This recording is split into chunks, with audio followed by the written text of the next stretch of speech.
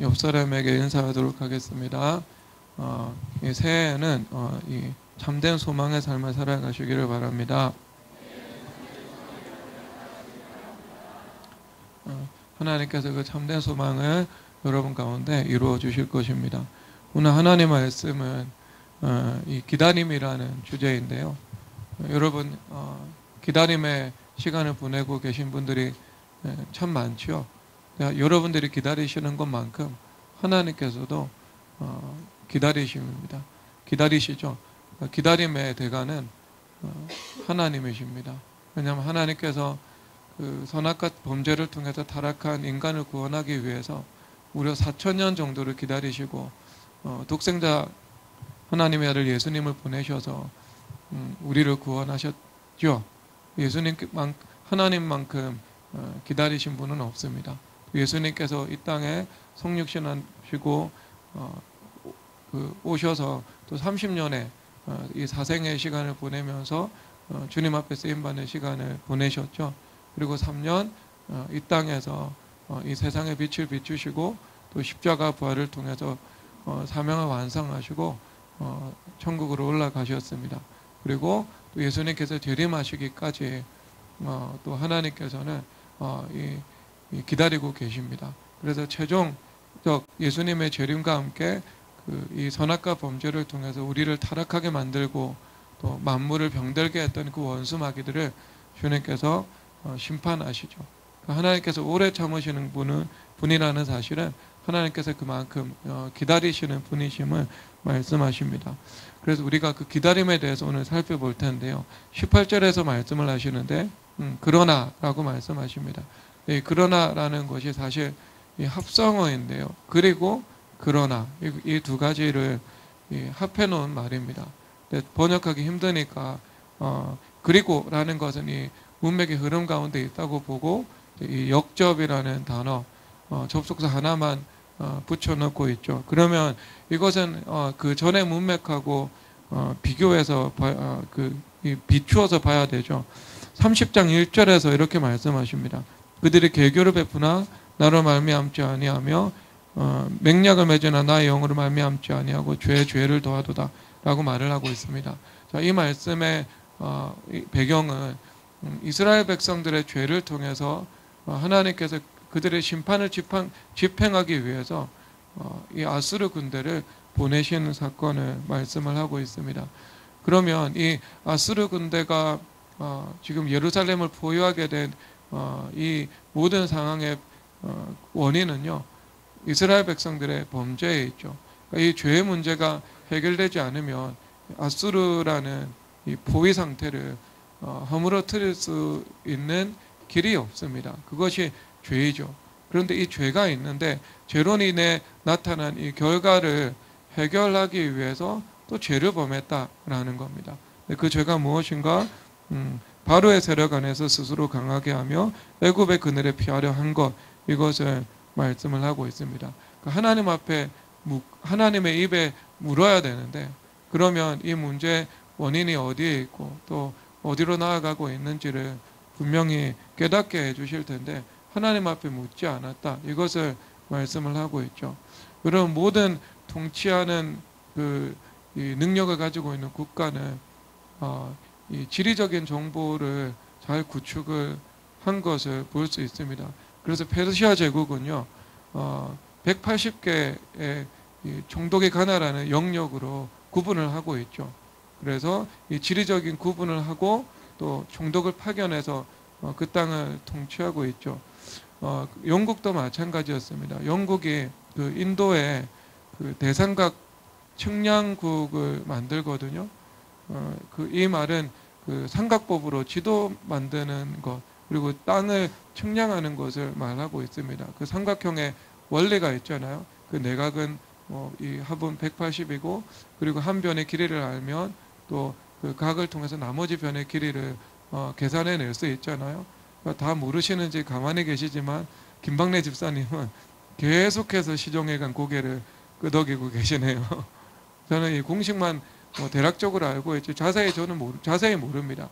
그러니까 삼각법을 통해서 그 영국의 조지 에베레스트 경이 에베레스트 산의 높이도 계산해 냈잖아요. 그러니까 그것은 삼각법으로 계산한 거고요. 그래서 이 삼각법을 통해서 뭐 이 지도를 만들 때 아니면 지도를 만들 때 그리고 또 항해할 때 아니면 뭐 여러분 미드웨이라는 영화를 보면 나오잖아요. 일본의 함대 항공모함 전단을 수색하러 가는 정찰기 있잖아요. 근데 그 정찰기가 좌표 계산하고 있잖아요. 자를 대 가지고 그 정찰기에 있는 조종사들이 이 자를 사용해 가지고 좌표 계산을 하잖아요. 근데 그 좌표 계산을 하는 그 기본적인 방법이 다 이 삼각법입니다. 삼각형을 이용해서 계산을 하잖아요. 그래서 그 삼각 측량국을 이용해 가지고요. 인도 그리고 인도 북부 아프가니스탄 히말라야 산맥까지요. 그 전체 이 지도를 제작합니다. 그러니까 측량하는 거. 이것이 이 통치의 가장 기본적인 거죠. 기본적인 사항. 그래서 뭐 일본 제국주의도요. 조선을 처음 강제 합방하고 난 다음에요. 먼저 토지 조사부터 실시를 했습니다. 그러니까 땅에 대해서 정확하게 측량하는 거. 이것이 가장 중요한 일이죠. 그러니까 통치의 기본적인 요건입니다. 그러니까 우리가 하나님을 따라가는 삶도 똑같겠죠. 세상 사람들은 자연적인 은사만 있지 성경 말씀이 없습니다. 그렇기 때문에 그들은 이 자연적인 은사인 지혜와 지식으로 살아간다 하지만 정확한 지도를 가지고 살아가는 존재는 아니죠. 희미한 지도, 대동여지도 수준을 가지고 살아간다고 봐야 될 겁니다. 근데 우리는 이 성경 말씀이라는 명확하고 분명하고 확실한 지도에 근거해서 살아가는 사람들이죠. 그래서 이 성경을 통해서 또 하나님 앞에 묻는 것을 통해서 문제가 있다면 이 문제의 원인이 어디인지 정확하게 파악을 해서 그 문제를 해결하는 그 근원부터 치유하는 삶을 살아갈 수 있는 것. 그러니까 이것이 우리가 가지고 있는 최고의 자산인 것입니다. 그러니까 이스라엘 백성들은 그들에게 토라라는 하나님의 말씀도 주어졌고 그리고 그 말씀에 입각해서 하나님의 뜻을 선포하는 선지자들도 있음에도 불구하고 그리고 뿐만 아니라 우린과 둠밈을 가지고 있었던 제사장이 있어서 제사장 앞에 가서 하나님 앞에 묻는 삶을 다윗처럼 다 살아갈 수 있었습니다. 그럼에도 불구하고요, 이 문제가 있는데 문제의 원인이 어디에 있는지 주님 앞에 묻지 않았던 거죠. 이것이 가장 그들의 큰 죄였습니다. 그래서 그들이 참된 우물 대신 여호와를 의지하지 않고요, 스스로 웅덩이를 팠는데 그 스스로 웅덩이를 판 것은 바로 무엇인가? 그들이 하나님을 의지하지 않고 세상인 애굽을 의지한 것을 말씀을 하고 있습니다. 그러니까 이 죄를 더한 거죠. 그러니까 첫 번째 우상 숭배하는 그 원인의 죄, 그리고 또 다른 죄인데 하나님을 진정으로 의지하지 않고 세상을 의지한 죄를 말하고 있습니다. 그래서 오늘 이 주님께서 말씀을 하시는데요, 도움을 주는 자도 그리고 도움을 받는 자도 하나님께서 함께 무너뜨리신다, 엎드려지게 하신다. 주님께서 이사야 선지서를 통해서 말씀을 하고 있죠. 31장 3절에서 말씀을 하고 있네요. 그러니까 여러분, 이 대표적인 실수를 누가 범했냐 하면은요, 여러분, 솔로몬이 범했습니다. 솔로몬이 다윗은 자신의 왕국을 든든히 하기 위해서요, 이방의 왕들의 자녀들과 혼인 관계를 맺지 않았습니다. 그런데 그 솔로몬은요, 이 다윗만큼 이 믿음의 중심이 온전하지는 않았던 것 같습니다. 제왕의 교육을 받고 자라갔지만 이 다윗과 같은 그런 이 주님과 오랜 그 관계와 연단을 통해서 형성된 그 밀도가 약했던 것 같아요. 그래서 이 솔로몬은 왕이 되고 난 다음에 왕권 안정을 위해서 무엇을 가장 먼저 하죠? 가장 먼저 하는 일이 이 외교적 책략이었는데 애굽의 공주와 혼인을 하는 일이었습니다. 왜? 그 애굽과 이 혼인 관계를 통해서 그들의 힘을 빌려서 어떤 외교적인 안정을 취하려는 이 의도였죠. 그런데 여러분, 이것이 별 의미가 없어집니다. 왜냐하면은 애굽의 그 당시 역사에 의하면은 애굽이 21왕조의 공주하고 결혼을 했거든요. 근데 조금 있다가 22왕조로 교체가 됩니다. 왕국의 번영과 안정을 위해서 애굽의 공주하고 결혼을 했는데요, 그 애굽의 공주가 뭐 그냥 쓸모가 없어진 거예요. 왜냐하면 왕조가 바뀌었으니까. 그래서 그 르호보암 왕 시대에 보면 애굽왕 시삭이 올라오잖아요. 애굽왕 시삭이 올라와서 그 솔로몬이 모아놓았던 모든 금과 은을 다 탈취해서 돌아가거든요. 그 선조가 이루었던 부가 한 세대도 가지 못하고요. 왕국도 부도 다 잃어버리게 되어서 뭐 그냥 단번에 약소국으로 전락해 버리죠. 근데 여러분 애굽왕 시삭이 같은 왕조였으면은요 이렇게 침공을 하지 않죠. 그런데 왕조가 실제 22왕조로 바뀌었고요. 22왕조의 왕이 시삭입니다. 그래서 유다뿐만 아니라 이스라엘까지도 거의 뭐 하다시피 하고 자기 땅으로 다시 돌아가게 되거든요. 그러니까 여러분 도움을 받는 자나 도움을 주는 자나 주님께서 다 무너뜨리신다라는 말씀이 그냥 역사적으로 그대로 이루어진 그 하나의 교훈이었습니다. 그러니까 그들이 이것을 통해서 교훈을 또 얻지 못하고요. 또다시 그들이 했던 죄악의 패턴을 반복하는 것을 보게 되죠. 그러니까 이런 배경을 가지고 있는 겁니다. 이런 배경들. 그러니까 여호와 지금 아수르 제국을 통해서 위협을 받고 있는데 지금 이스라엘 백성들이 취하는 태도가 바르지 않다는 거죠. 먼저 주님 앞에 원인을 제공했던 그 죄를 주님 앞에 회개하는 것이고요. 그리고 하나님을 의지하고 하나님께 묻고 하나님께서 주시는 그 방법과 능력을 기다리면서 있는 것이 복임을 주님께서 말씀하고 계신 것입니다. 그래서 여호와께서도 역시 기다리신다 말씀하고 있는 겁니다. 여호와께서 기다리신다는 것의 가장 첫 번째 내용은요, 이스라엘 백성들이 주님 앞에 도움을 구하고 주님께 부르짖어 기도하기를 기다리고 계신다는 겁니다. 하나님께서는 능력이 없어서 돕지 못하시는 분이 아니시죠. 하나님의 섭리 안에서 모든 것이 예정된 그 계획 안에서 착실하게 진행되고 있잖아요. 그런데 하나님께서 언제나 도움을 베푸시는 것은 오늘 이 19절에서 말씀을 하고 계시는데요. 그가 내 부르짖는 소리로 말미암아 내게 은혜를 베푸시되라고 말씀을 하고 있습니다. 하나님께서 부르짖는 소리를 들으시고 은혜를 베푸신다라는 것을 말씀하고 있습니다. 그러니까 여호와께서는요 능력이 없는 분이 아니라 능력은 무한하고 그 능력을 우리 가운데 베푸시기 위해서 주님께서 기다리고 계신 것이죠. 근데 무엇을 기다리고 계시죠? 주님을 구해야 되니까, 주님을 찾아야 되니까. 세상을 의지하고 또 우상 숭배를 하는 상태에서 하나님께서 돕지는 않으시죠. 주님께서 그런 경우에 주님께서 굽어 살피시고 도우시고 은혜를 베푸시는 경우는 성경에 나오지 않습니다. 합당하지 않습니다. 그렇기 때문에 이것은 이스라엘 백성들이 여호와를 간절히 찾고 구하기를, 그분의 능력을 의지하기를 주님께서 원하시는 거죠. 사람들이 기도를 하지 않고 주님 앞에 무언가 받는다면 주님 앞에 감사하지 않겠죠. 하나님부터 온 것인지 알지도 못하고 이것을 자신의 자연적인 능력과 운에 의해서 이렇게 되었다고 생각하지 않겠습니까? 그런데 백성들이 간절히 기도하고 주님 앞에 무언가를 얻는다면 그것이 하나님으로부터 온 것인지 알고 얼마나 주님 앞에 감사로 영광 올려드리게 되겠습니까? 그러니까 주님께서는요 이렇게 주님을 찾기를 기다리고 계시는 거죠. 주님을 찾기 시작할 때 그 시점부터 하나님의 은혜는 우리 가운데 임하기 시작하는 것이고요. 그리고 하나님의 은혜를 분명히 깨닫게 되는 것이고, 그리고 마침내 하나님께서 우리의 삶 속에서 우리의 소망을 이루어 주시는 것을 말씀하고 있습니다. 그래서 여호와의 기다림의 첫 번째 의미는요, 하나님께서 우리에게 은혜 베푸시기 위해서 우리를 기다리고 계신다. 하나님께서 우리에게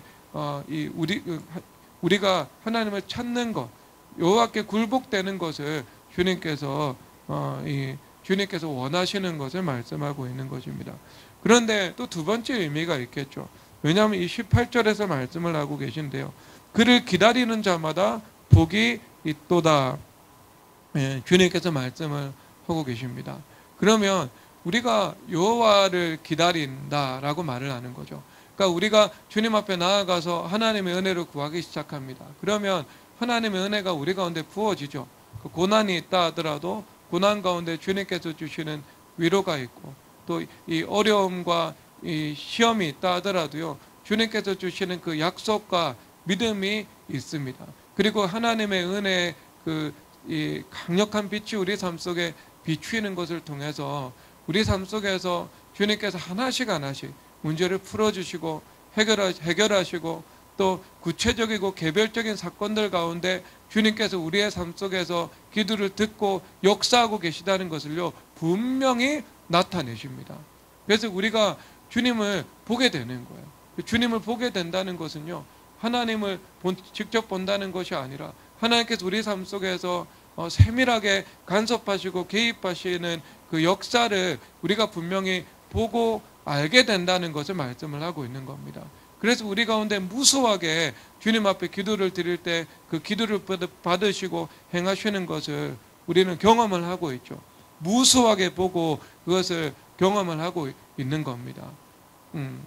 그런데 또한 한편으로는요, 우리가 기다려야 되죠. 왜냐하면 이렇게 말씀하시네요. 19절에 말씀하시는데 그가 들으실 때에 내가 응답하시리라 라고 말씀을 하고 있습니다. 그러니까 들으실 때에 응답하시리라 말씀을 하고 있죠. 그래서 하나님께서 이것을 들으신다는 것은 늘 들으시지만, 여기서 말씀하시는 들으시면 듣고 우리 인생에 개입하시는 것, 그러니까 우리가 구한 것을, 구하거나 생각하는 것에 넘치도록 주님께서 응답하시는 바로 그 때를 말씀을 하고 있는 것입니다. 그런데 이 때라는 것은 갈라디아서 4장 4절에서 말씀을 하시는 것처럼 언제나 하나님의 때가 차야 하나님께서 우리 가운데 은혜를 베푸시죠. 왜? 하나님의 그 경륜과 섭리 안에서 운행하시기 때문에 그 하나님의 때가 되었을 때 하나님께서 우리 가운데 은혜를 베푸시죠. 그러니까 이것은 이삭이 아브라함이 99세 때 주어질 수 없고 98세 때 주어질 수 없고 101세 때 주어지지도 않고 100세가 되었을 때 정확한 그때에 이삭이라는 약속이 주어지는 것을 말씀을 하고 있거든요. 그러니까 때가 차는 것과, 그리고 우리의 기도가 차는 것과, 우리의 회개가 차는 것과, 그리고 모든 상황들, 보이는 조건들과 보이지 않는 조건들이 다 우리가 이해하는 범위 안에서, 이해하지 못하는 범위 안에서 모든 것이 무르익는 것을 말씀을 하고 있는 겁니다.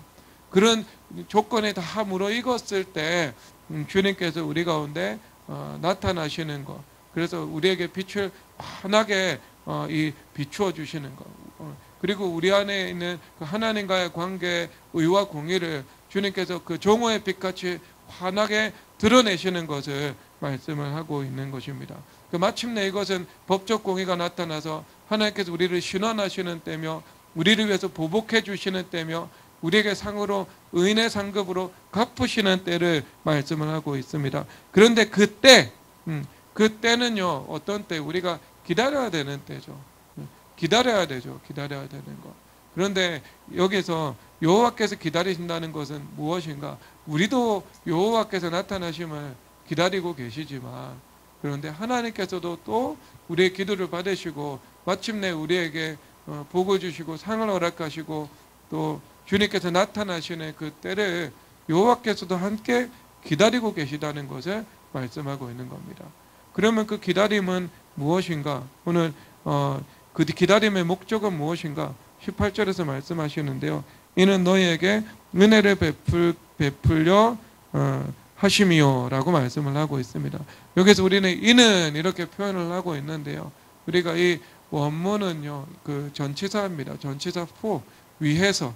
그래서 하나님께서 우리에게 은혜를 베풀기 위해서 기다리신다 말씀을 하고 있습니다.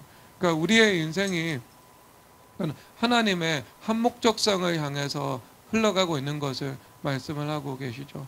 그러니까 실존주의 철학은요, 이 모든 이 인생에서 이루어지는 일들은요, 우연, 그리고 우연 가운데에서 우리가 내리는 선택이라고 말을 하고 있습니다. 그 우연과 선택 외에는요, 어떤 것도 상정하지 않죠. 그래서 일어나는 일들은 우연이고요, 그 우연에 대해서 우리가 반응하는 것은요, 우리의 선택인 것입니다. 그러니까 모든 그 일들이 목적 가운데 계획되고 섭리되어서 진행된다는 것을 인정하지 않는 세계관이죠. 그런데 우리 기독교적인 역사관의 그 핵심은요, 목적을 향해서 이 역사는 전진해 나가고 있다는 것을 말하고 있습니다. 그래서 예수님의 초림, 그리고 예수님의 재림, 그리고 새하늘과 새 땅, 하나님의 영광이라는 그 목적을 향해서 이루어지고 있는 것을 말씀을 하고 있습니다. 그래서 주님께서 말씀을 하시죠. 나는 어둠도 짓고 빛도 짓고, 그리고 이 하나님께서 그 평강도 창조하고 재난도 창조하신다, 이렇게 말씀을 하고 있습니다. 그러니까 하나님께서 빛이든 어둠이든 평강이든 재난이든 이 모든 것이 하나님의 영광과 하나님께서 이루시는 선하신 계획이라는 그 목적을 향해서 한 목적성을 가지고 운행되고 있는 것을 말씀을 하고 있는 겁니다. 그러니까 하나님께서 우리 가운데 기다리신다라는 것은요, 우리가 알지는 못할 수 있습니다. 그 왜 기다려야 되는지 알지는 못할 수 있습니다. 그럼에도 불구하고 하나님께서는요, 은혜를 베푸시고자 하는 분명한 목적을 가지고 하나님께서도 기다리신다는 것을 말씀을 하고 있는 겁니다. 우리가 기다린다고 할 때는요, 우리가 이해할 수 있는 기다림도 분명히 있습니다. 분명히 있어요. 근데 이해하지 못하는 기다림도 분명히 있습니다. 왜냐하면 여러분, 야곱이 기다렸잖아요. 야곱의 기다림과 아브라함의 기다림이 좀 종류가 달라요. 아브라함은요, 물질적인 축복은요 늘 삶에서 받았습니다. 그가 심지어 가나안 땅에서 애굽 땅으로 가는 범죄를 했습니다. 그 범죄하고 회개하고 다시 돌아오죠. 근데 하나님께서는 언제나 죄보다 더 큰 은혜를 베푸시는 분이기 때문에요, 하나님께서 우리가 선을 선택함을 통해서 하나님께서 베푸시는 은혜도 크죠. 그런데 죄를 범하고 나서요, 그것을 회개하고 주님 앞에 돌아왔을 때에도 하나님께서 또한 은혜를 베푸시는 분이심을 말씀을 하고 있습니다.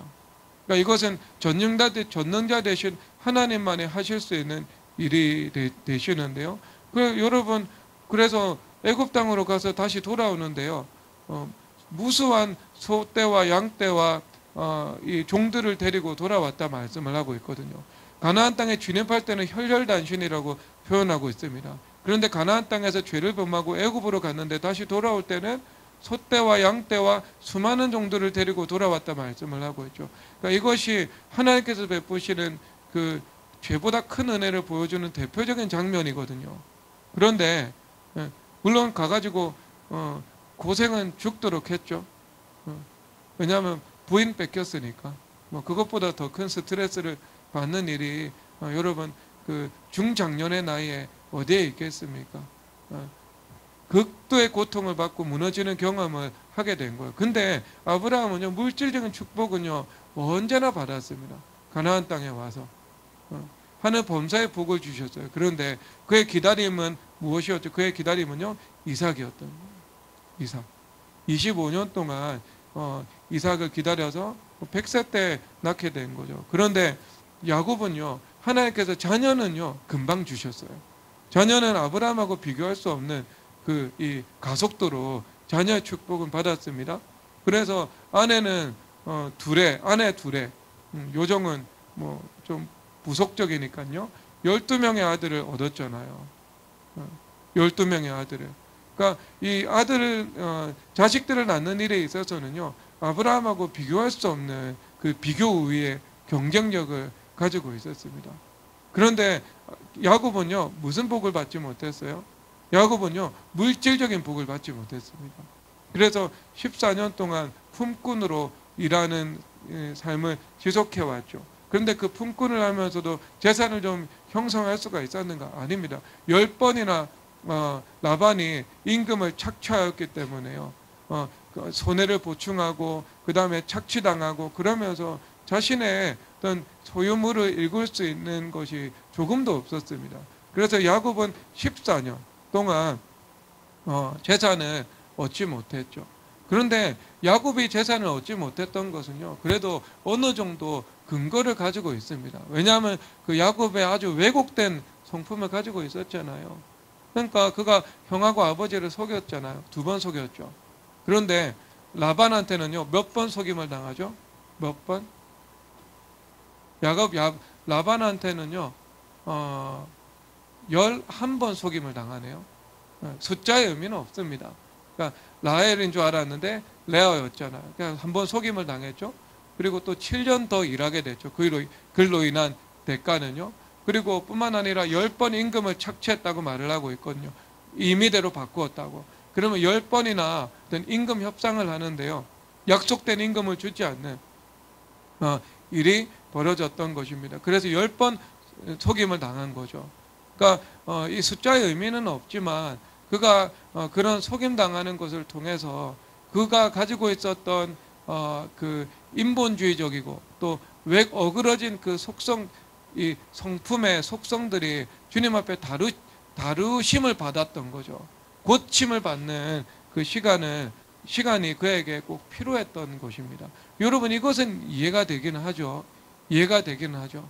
그런데 아브라함도 한편으로는 온전함, 창세기 17장에서 온전함이라고 말을 하고 있지만 이것은 어떤 하나님의 의도성이 있습니다. 이것은. 왜냐하면 그 100세라는 상징적인 숫자처럼 보이는 그 숫자까지 하나님께서 기다리신 거예요. 네, 기다리신 거예요. 100세까지. 그러니까 이 100세라는 의미가 그 시대에도 그랬고 지금 이 시대에도 그랬지만 자녀를 도무지 출생할 수 없는 그 인간적인 가능성, 자연적인 생명력은 0%가 된 이 시점이잖아요. 모든 사람이 인정하고 믿을 수 있는 시점. 그래서 하나님께서 그 100세라는 그 시점까지요, 주님께서 이끌고 가신 거예요. 이끌고 가신 거. 그러니까 이것은 우리가 그때 당시 아브라함의 관점에서는요, 이해하기도 힘들고 그 다음에 뭔가 보이지도 않는다 이렇게 봐야 되지 않겠습니까? 우리는 시간이 한참 지난 이후에 완성된 율법을 가지고 있고, 그리고 그 아브라함에 대해서 이 사도 바울 선생님을 통해서 주석까지도 하고 있거든요. 그러니까 명백한 해석을 가지고 이 본문을 보기 때문에 우리의 눈으로는 볼 수 있는 거죠. 그 이유가 무엇인지. 그것은 100세가 되어서 그의 태가 죽은 것 같고, 그리고 사라의 태도 완전히 죽은 것 같아서, 그러니까 죽음과 같은 것을 통해서 그 부활시키는 그 하나님의 부활의 능력, 그리고 그리스도의 부활의 능력을 우리 가운데 가르치기 위해서 하나님께서 허락하신 거죠. 그러니까 이것은 아브라함에게 허락하신 것은요, 그 이후에 믿음의 후회된 우리에게 어떤 교육적인 이 의도와 목적을 위해 가지고요, 주님께서 우리에게 아브라함에게 허락해 주신 거죠. 그렇죠? 그게 분명히 들어가 있는 거 아니겠어요? 믿음의 조상을 통해서 수많은 수억, 수십억의 사람들이 그를 본받고 그 길을 걸어가야 되기 때문에요, 그 교육적 목적을 향해서 아브라함의 그 시간을 허락하신 거죠. 그러면 아브라함이 이거 어떻게 다 알 수 있었겠습니까? 다 모르는 거죠. 그렇죠? 그러니까 여러분들에게 기다림의 시간을 주님께서 허락해 주실 때가 있는데요, 이해할 수 있는 것도 있지만 다 이해하지 못하는 것도 있습니다. 볼 수 없는 것도 있고요. 그냥 하나님께서 그 시간을 아브라함에게 이삭에게 100세라는 시간을 결정해 놓으신 것처럼 하나님께서 주권적으로 그냥 예정해 놓으신 그 때가 분명히 있는 겁니다. 이것은 여러분 이 생애에 있어서는요, 그 의미를 다 발견해내지 못할 수 있습니다. 왜? 내 친구는 30에 결혼했는데 나는 40에 결혼해야 되지. 그거 알 수가 없는 일이에요, 여러분. 알 수가 없는 일. 그 사람은 나보다 죄가 더 없기 때문에, 나는 죄가 더 많기 때문에.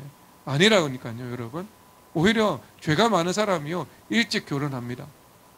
제가 보니까요. 죄인들이 일찍 결혼한다고요, 보니까. 그러니까 꼭 그렇게 따질 수가 없다고. 그러니까 이게 설명할 수 없는 이유들이 있다고요. 설명할 수 없는 이유들이. 그러니까 그것은 하나님의 예정된 그 섭리 안에 있는 것이다. 아브라함이 받아들인 것처럼 우리도 받아들여야 된다. 여러분, 아브라함이 얼마나 대단한지 아비멜렉을 위해서 기도를 드리니까요, 주님께서 닫아놓으신 태를 열어주셨잖아요. 그러면 우리가 아브라함이 이 시대에 살아가고 있다면 아브라함한테 도전적으로 질문할 수도 있지 않겠습니까? 의사야, 너 자신을 고치라 라고 말을 하는데, 당신은 이렇게 말하면 안 되겠네요. 아브라함 선생님은 지금 기도하면 태문 닫힌 사람들 다 열리잖아요. 그런데 왜 자기 자신의 태문은 못 여세요? 이런 거 아니겠어요? 아니 지금 남의 자식들 중보 기도하면 그 남의 자식들한테 은혜를 베푸시잖아요. 그런데 왜 당신 자식은 주님 앞에 지금 바로 안 서고 있어요? 그런 거 똑같은 것이지 않겠어요, 여러분? 그런 기도 제목, 그런 것들. 아브라함도 똑같죠, 여러분. 이게 얼마나 큰 그때 당시 어떤 핸디캡이 되겠어요. 다른 사람 기도하면 치료해 주셔서 다산의 축복을 누리는데 자신은 정작 자녀를 낳지 못하고 있는 모습들. 여러분 그런 일들이 있을 수 있다니까요. 왜? 성경에 있으니까. 우리가 시간이 지난 이후에 이것은 교육적 목적이 분명히 있었다. 이것을 우리는 분명히 알고 있죠. 그리고 아브라함을 향해서도 뭐 온전함이라는 또 주님께서 가르쳐 주신 그 뜻도 분명히 있습니다. 분명히 있어요. 그럼에도 불구하고 우리가 다 알지 못하고 이해하지 못하는 구석이 그 아브라함의 관점에서는 있을 수밖에 없음을 우리는 또 상식적으로 인식해야 되지 않겠습니까? 왜냐하면 아브라함보다 온전하지 못한 사람들도 다산의 복을 누리면서 그때 당시 살아가고 있었으니까. 그렇죠? 그러니까 이것은 하나님께서 지정하신 때가 있다. 그리고 하나님께서는 우리가 기다리는 것처럼 하나님께서도 똑같이 기다리신다. 그런데 그 기다리시는 건데 이것이 아무런 의미가 없는 것이 아니고 주님께서 허락하시는 분명한, 하나님께서 원하시는 분명한 목적이 있다라는 것을 우리가 인정까지는 해야 되는 거예요. 그러니까 주님 앞에 감사하고 또 주님 앞에 기도하면서 주님을 기다리면서 살아가야 되겠죠. 그래서 오늘 말씀하시는데요, 그를 기다리는 자마다 복이 있다 말씀을 하고 있습니다. 그래서 여기서 그를 기다리는 자마다 라고 말씀을 하고 있는데요, 이것은 그 모든 기다리는 자 이렇게 말씀을 하고 있습니다. 여러분 세상에서는요 모든 사람들이 복을 받지는 않습니다. 그러니까 이사야서 45장에서 보면 하나님께서 페르시아의 왕 고레스를 축복하셔서 그가 가는 모든 곳마다 형통하게 땅을 정복할 것이다 라고 말을 하고 있습니다. 그런데 여러분 이것이 역사적으로 사실이었는데요, 이 고레스에 대해서 가장 오래된 기록은요 이 창세기 이사야서 45장입니다. 이것은 8세기가 이사야 선지자는 8세기의 사람이거든요. 그러니까 8세기에 이 말씀을 기록한 거예요. 이 말씀을 기록한 거예요. 그리고 뭐 히스기야의 이야기, 그 다음에 유다의 멸망에 대한 이야기, 바벨론의 멸망에 대한 이야기를 이미 수백 년 전에 기록을 하고 있습니다.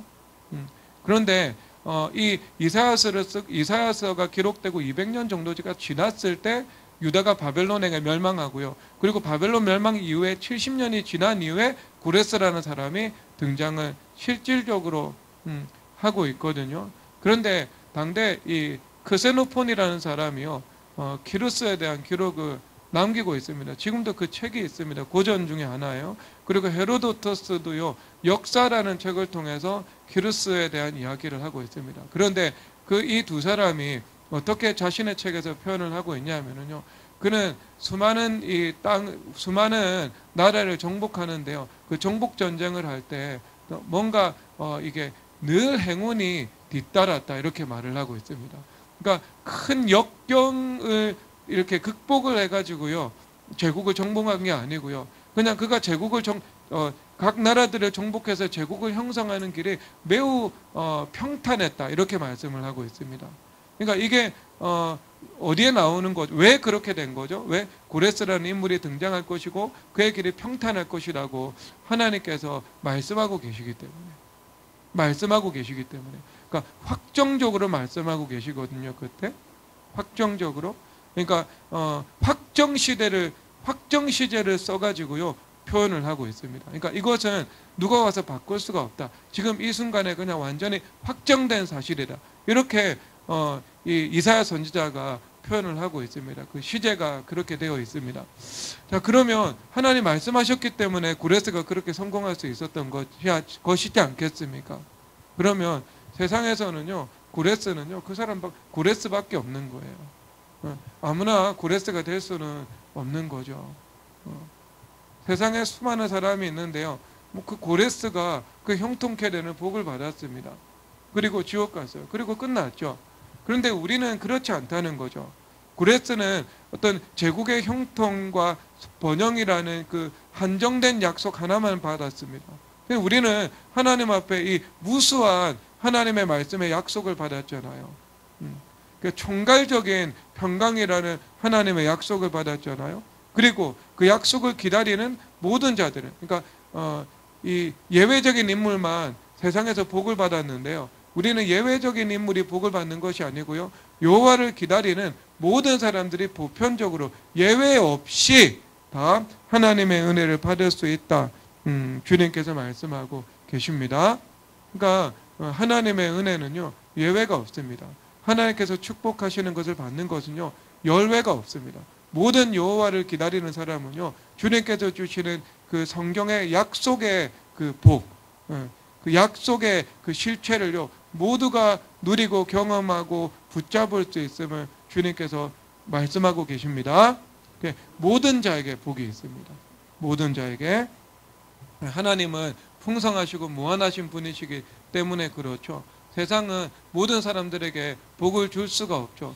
세상의 원리는요, 제로섬이라고, 세상에서는요, 이 사물을 제로섬으로 파악을 하죠. 그래서 뭐 국가 간에 무역을 하면 적자가 나고 흑자가 난다. 그렇게 해서 제로섬이라 이렇게 파악을 하고 있잖아요. 그런데 성경의 세계관은요, 제로섬이 아닙니다. 성경의 세계관은요, 순환과 번성이죠. 그렇기 때문에 무역을 통해서 제로섬이 이루어지는 것이 아니고요, 무역을 통해서 상호 번성하게 되는 것을 말씀을 하고 있습니다. 그래서 도움을 받으면서 살아가는 그 에덴의 법리가 이 율법화의 세상 가운데 나타난 것, 이것이 이 무역이라는 것이죠. 그래서 나오잖아요. 솔로몬을 통해서 밀과 보리를 두로에게 공급하고요. 두로 왕 히람을 통해서, 두로를 통해서 성전을 짓는 백향목을 공급받잖아요. 그래서 두 나라 다 밀과 보리와 기름과 백향목의 풍성함을 피차 누리게 되는 것을 보여주고 있는 것이죠. 그래서 이건 제로섬이 아니고요, 순환을 통해서 더 번성하게 되는 것이고, 그리고 그 근본 배경에는요, 하나님의 속성이 있는 거죠. 하나님께서는 충만하신 분이죠. 하나님께서는 충만하신 분이죠. 하나님께서는 흘러넘치는 분이죠. 하나님은 무한하신 분이신 것입니다. 그래서 하나님께서 복을 주시고 하나님께서 은혜를 베푸실 때는요, 모든 사람들에게 모든 것을 주시고도 부족하지 않고 모자람이 없고 남음이 있는 것을 말씀을 하고 있는 겁니다. 여러분, 천국에 부족함이 있습니까? 없습니까? 천국에 부족함이 없죠. 그래서 그게 하나님의 나라가 복인 거예요.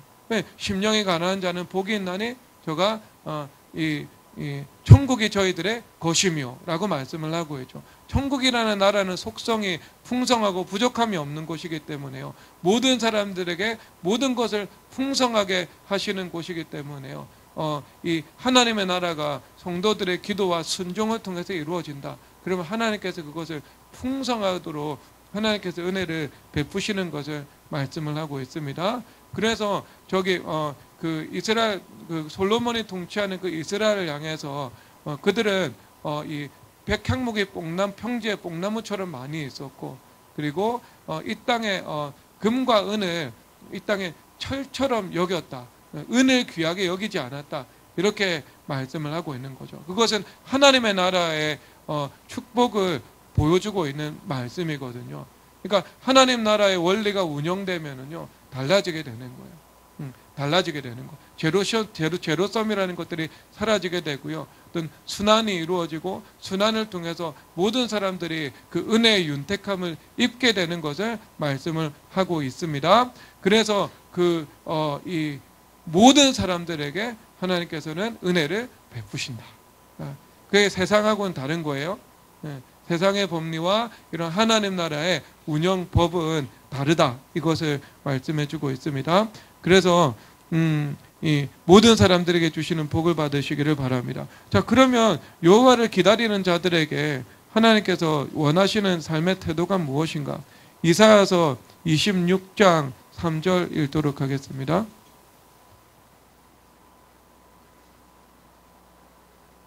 이사야서 26장 3절 읽겠습니다. 시작. 주께서 심지가 견고한 자를 평강하고 평강하도록 지키시리니 이는 그가 주를 신뢰함이니이다. 아멘. 그래서 우리가 견고한 심지를 가지고 있어야 되는 것을 말씀을 하고 있죠. 그런데 여기가 이 말씀이 이 심지가 견고하다는 것을 매우 강조하고 있습니다.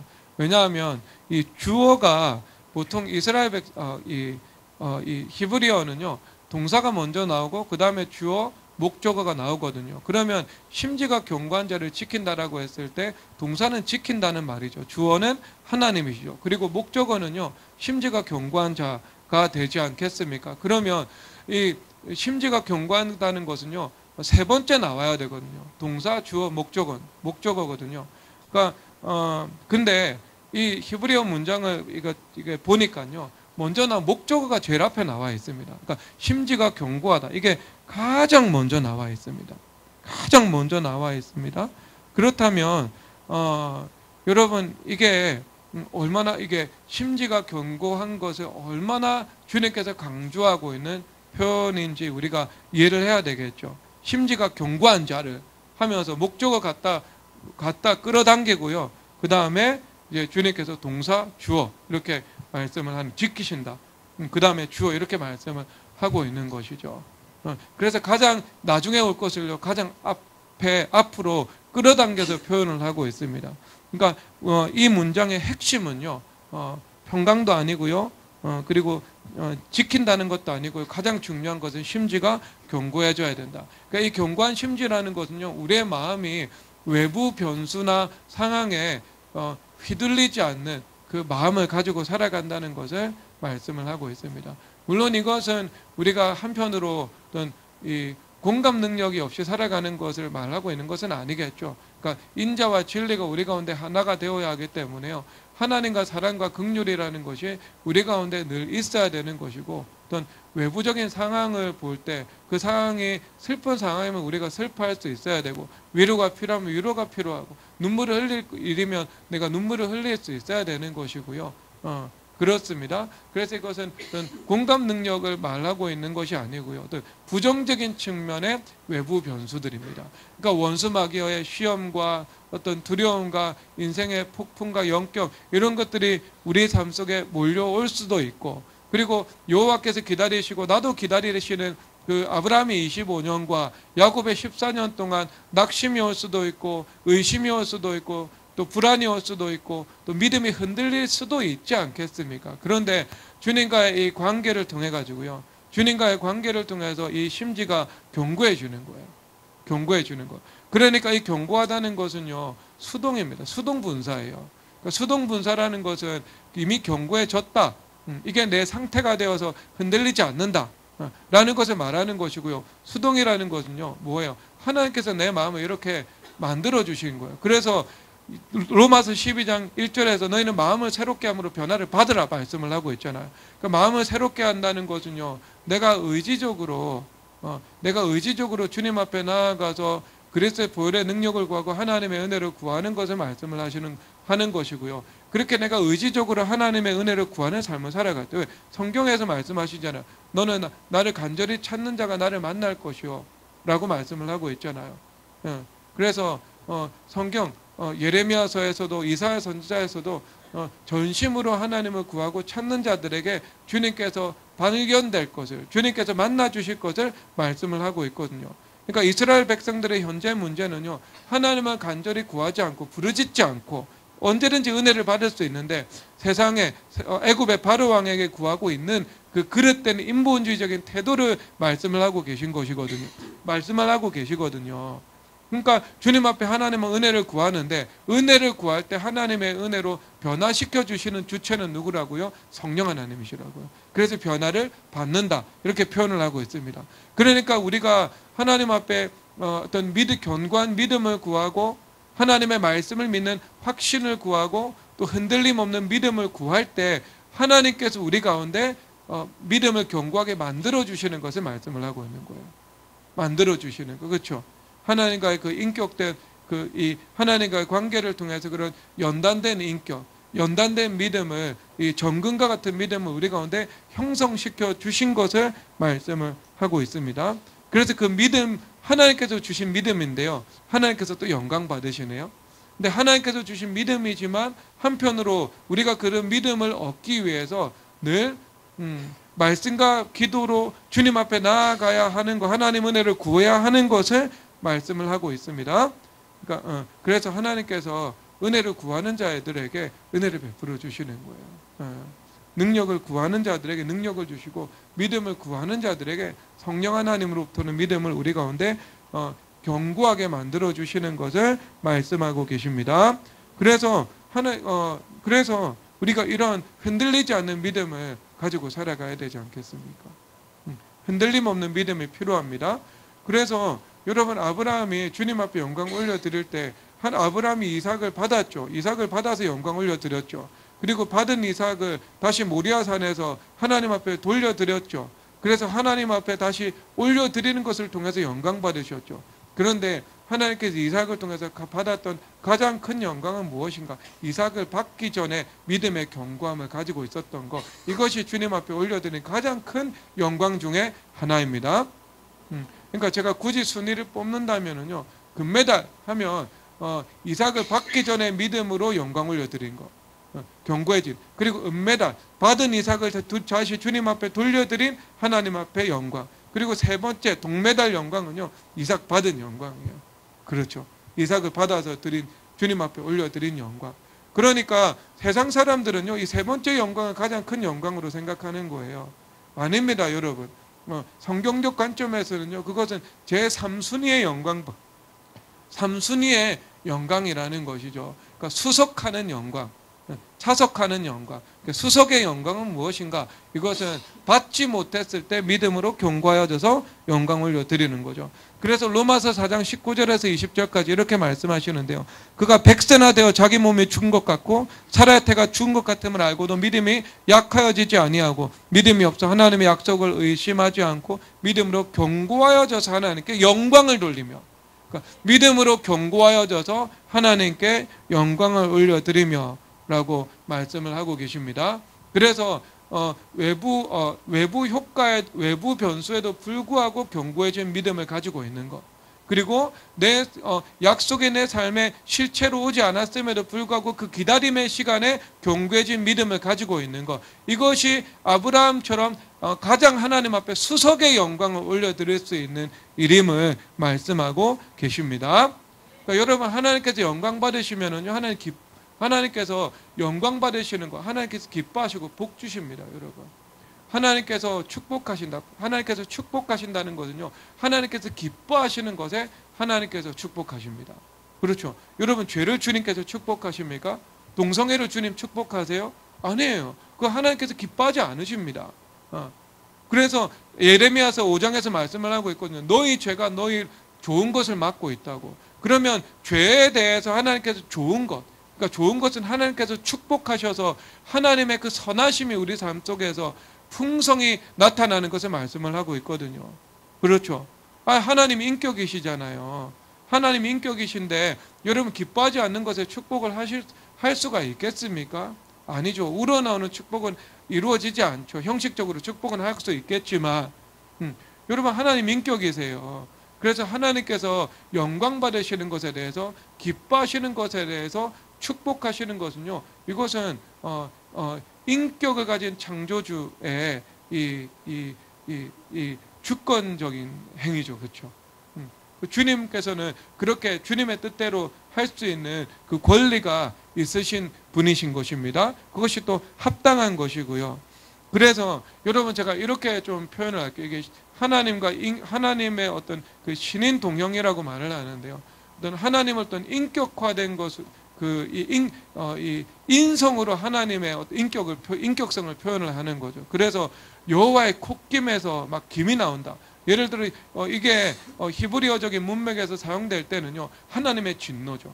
근데 이게 하나님께서 실제 코에서 콧김이 나온다는 것이 아니고, 막 그 당시 고대 근동의 사람이 막 이렇게 열받고 뚜껑이 열리고 이런 상태가 되면 어때요? 막 얼굴이 울그락불그락하고 코에서 김이 나오고 그러잖아요.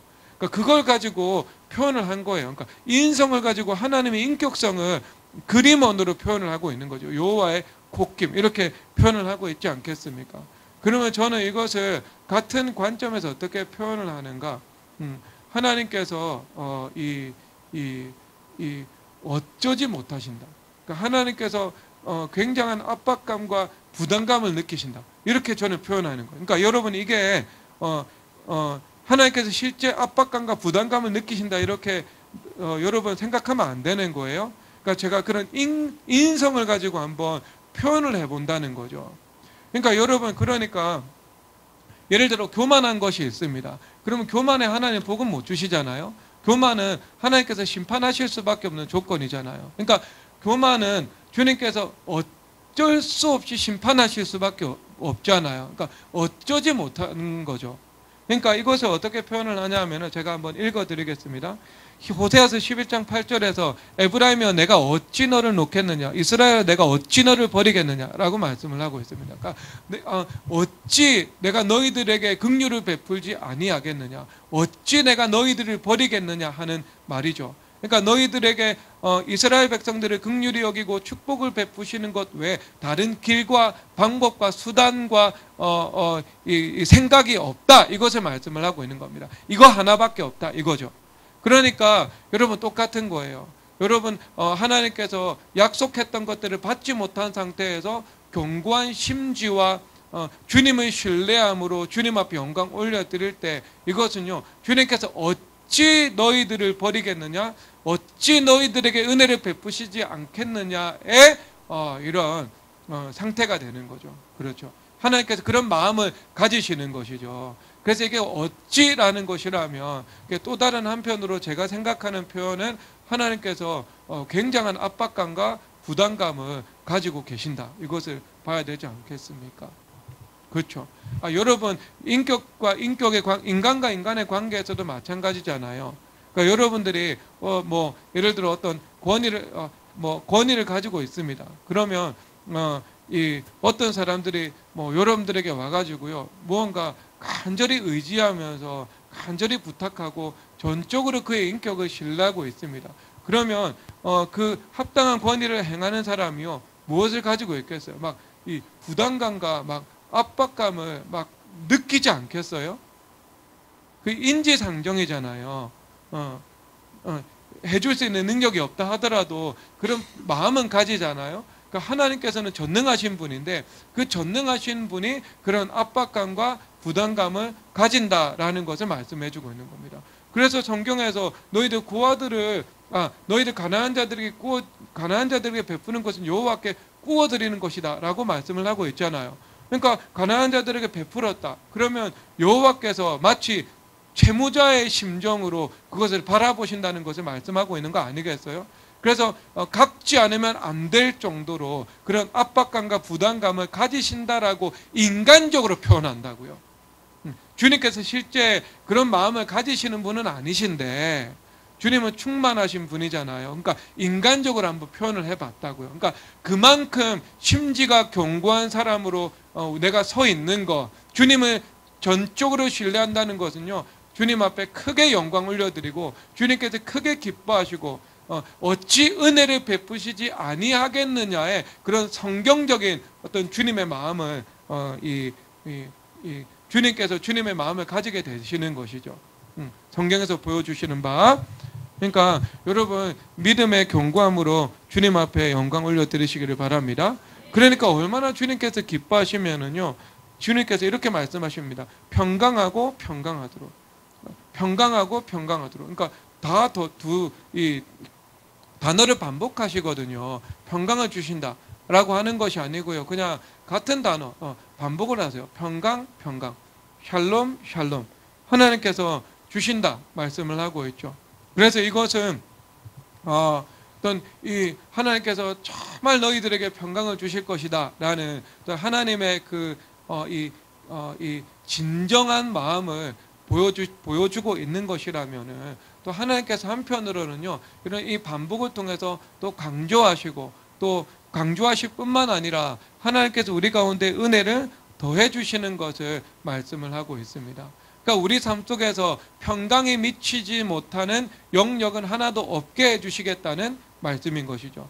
그래서 이 평강이라는 것은요, 우리 가운데 어떤 충족하고 만족한 상태, 부족함이 없는 상태를 말하고 있습니다. 그래서 온전히 주님께서 주시는 그 안식과 평강을 내 삶의 구석구석에서 누리고 있는 것을 말씀을 하고 있는 것이죠. 그렇죠. 그러니까 예를 들어 어떤 사람은 자녀가 건강하게 살아간다. 그러면 자녀들에게는 평강이죠. 근데 내가 물질적으로 그런데 매우 궁핍하다. 그러면 물질적으로는 좀 평강이 부족한, 평강이, 온전한 평강은 이루어지지 않은 상태죠. 이건 구약의 구약의 용례를 가지고 말씀드리는 거예요.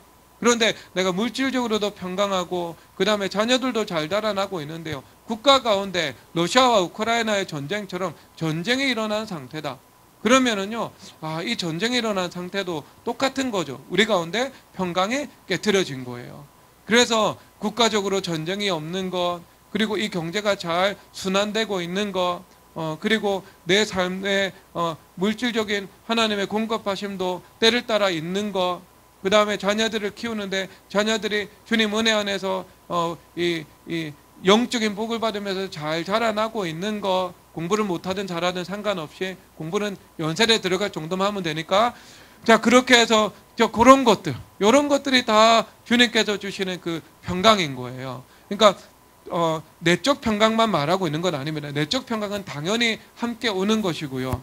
함께 오는 것이고, 이 히브리어의 샬롬의 용례는요, 이런 이 총괄적인 삶의 영역에서 주님께서 주시는 그 화목의 은혜를 말씀을 하고 계신 겁니다. 자, 그러면 주님께서 평강을 더하신다. 그래서 삶 속에 그 주님의 평강이 미치지 못하는 영역이 없게 된다.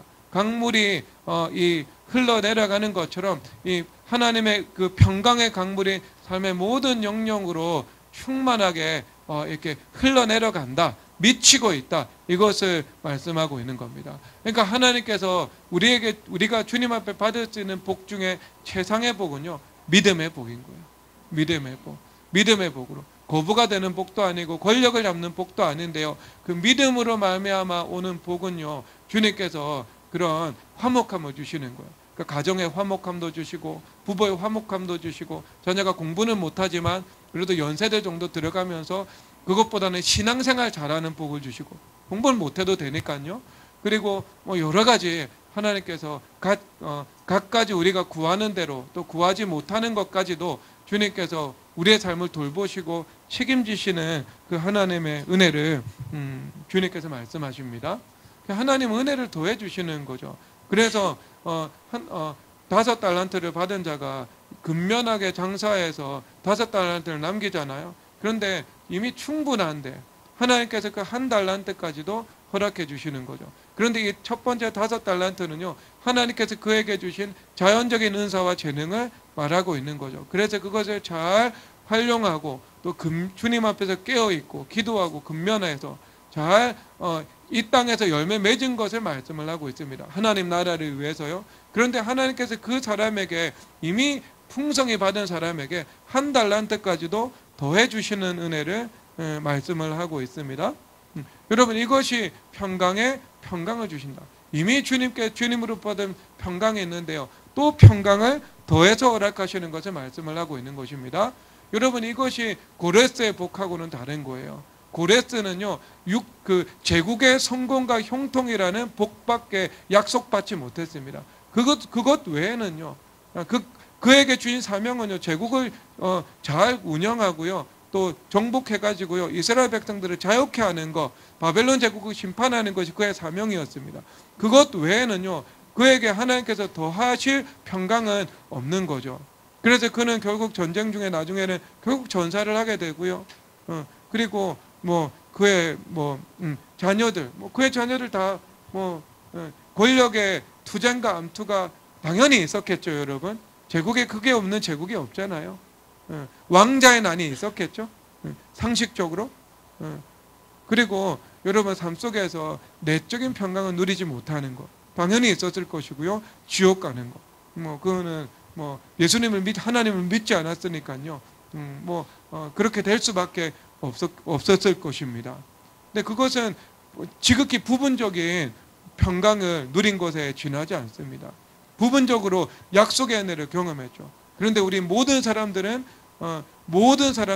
모든 약속을 누릴 수 있게 되는 거예요. 모든 여호와를 기다리는 자들은요, 하나의 평강이 아니라 그 평강과 평강을 주시는 그 모든 평강을 하나님께서 주시는 것을 우리는 누릴 수 있게 되는 것을 말씀하고 있습니다. 그러면 그 은혜를 여러분 누리셔야 되겠죠. 그래서 그런 사람들에게 하나님께서 주시는 축복이 있는데요. 21절입니다. 21절 읽겠습니다. 시작. 너희가 오른쪽으로 치우치든지 왼쪽으로 30장 21절 너희가 오른쪽으로 치우치든지 왼쪽으로 치우치든지 내 뒤에서 말소리가 내 귀에 들려 이르기를 이것이 바른 길이니 너희는 이리로 가라 할 것이며. 아멘. 그래서 우리가 길을 걸어갈 때요, 내 뒤에서 하나님의 말씀 소리가 늘 들려오는 거죠. 강단에서 말씀 소리가 들려오고, 성경을 읽을 때 말씀 소리가 들려오고, 주님과 인격적 관계 가운데 기도를 드릴 때 주님께서 우리 가운데 그 성령 하나님께서 주시는 생각과 지혜로 우리를 인도하신다 말씀하고 있는 거죠. 그래서 육신의 생각은 사망이나 영의 생각은 생명과 평강이요, 주님 말씀을 하고 계시잖아요. 그러니까 주님께서 우리 가운데 내주하시는 그 성령 하나님을 통해서 우리 가운데 늘 주님께서 설득하시고 말씀하시고 깨우치시고 각성시키시고 빛을 비추시고 또 바른 길로 어긋난 길로 걸어가지 않도록 우리를 인도하시는 것을 말씀을 하고 있는 겁니다. 우리는 늘 주님의 은혜 안에서 깨어 있고요, 주님의 도우심을 부르짖음의 기도로 주님 앞에 구하고 있고요, 그리고 주님께서는 우리의 뒤에 서셔서 이 길은 아니야, 저 길은 아니야 하면서 정간사가 붙은 바로 유일한 길, 예수 그리스도의 그 길, 그 하나의 길로 우리를 인도해 나가시는 것을 말씀을 하고 있습니다. 그러면 여러분, 그런 관계 가운데에서는요, 우리가 이 계책도 필요하고요, 그 다음에 맥락도 있을 수 있죠. 그렇죠. 왜냐하면 26절에서 30장에서 초반에 말씀을 하는 것처럼 하나님의 영으로 말미암지 않는 맥락과 개교가 죄라고 말을 하고 있거든요. 그런데 하나님의 영으로 말미암았을 때 우리는 계책을 가지고 살아갈 수 있고 맥락도 할 수 있게 되는 거죠. 그래서 아브라함이 브엘세바에서 맹세 우물에서 아비멜렉과 계약을 맺잖아요. 그러니까 하나님의 영으로 말미암아서 계약을 맺는 거, 이것은 죄가 아닌 거죠. 아브라함이 한 일이고, 그리고 나단이요, 밧세바에게 솔로몬을 왕위로 세우고 그 아도니아의 음모를 패하기 위한 계책을 말하고 있죠. 그래서 나단의 계책은요, 인간적인 계교가 아닌 거죠. 왜? 선지자 나단, 하나님의 영으로부터 온 계책이니까요. 그래서 우리가 뒤에서 늘 말소리가 들리면서 하나님께서 우리 가운데 전략도 허락해 주시고, 그리고 복된 이 계약의 관계도, 심지어 세상에서 그 계약 관계도 주님께서 이루어 주시는 것을 말씀을 하고 있는 겁니다. 그런데 이 근원은 세상의 영이 아니라 하나님의 영으로부터 온 것이기 때문에요, 사망의 열매 맺지 않고 생명의 열매를 맺고 우리의 삶을 내적 평강과 그리고 삶의 그 외적인 샬롬의 은혜로 인도해 나가시는 것을 말씀하고 있습니다. 여러분, 이것이 평강을 더하는 복이죠. 여러분, 유일한 길 대신 예수님의 길 외에는요, 평강이 없습니다. 그것은 파멸과 고생이 그 길에 있다 말씀하고 있습니다. 그래서 예수님의 유일한 길 안에서 내가 시온, 즉 예루살렘이라는 교회 안에서 부르짖어 기도하는 은혜의 삶을 살아갈 때 하나님의 말소리가 들려서 늘 언제나 우리에게 성령 하나님의 수정 기능과 교정 기능의 은혜를 도와셔서 유일한 길로 걸어갈 수 있도록, 평강을 누리고 생명의 열매 맺는 길로 걸어갈 수 있도록 우리를 인도하심을 말씀하고 계십니다.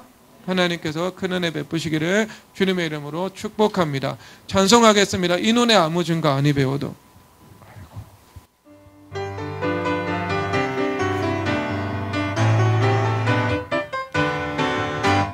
이 눈에 아무 증거 아니 배워도 믿음만을 가지고서는 걸으며 이 귀에 아무 소리 아니 들려도 하나님의 약속 위에 서리라. 걸어가세 믿음 위에 서서 나가세 의심 버리고 걸어가세 믿음 위에 서서 육관 위에 아무 증거 없어도 이 눈에 보기에는 어떠하든지 이미 얻은 증거대로 늘 믿으며 이 밤에 의심 없이 살아갈 때에 우리 소원 주 안에서 이루리.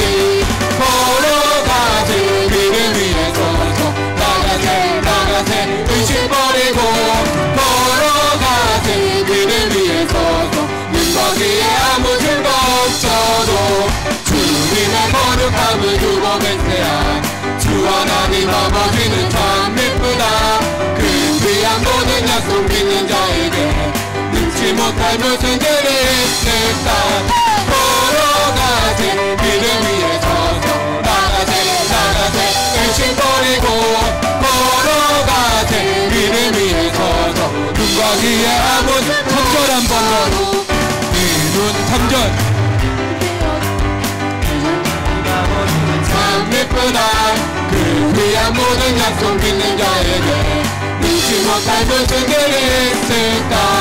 걸어가세 믿음 위에 서서 나가세 의심 버리고 걸어가세 믿음 위에 서서 눈과 마지막 걸어가세 믿음 위에 서서 나가세 의심 버리고 걸어가세 믿음 위에 서서 눈과 귀에 아무 증거 없어.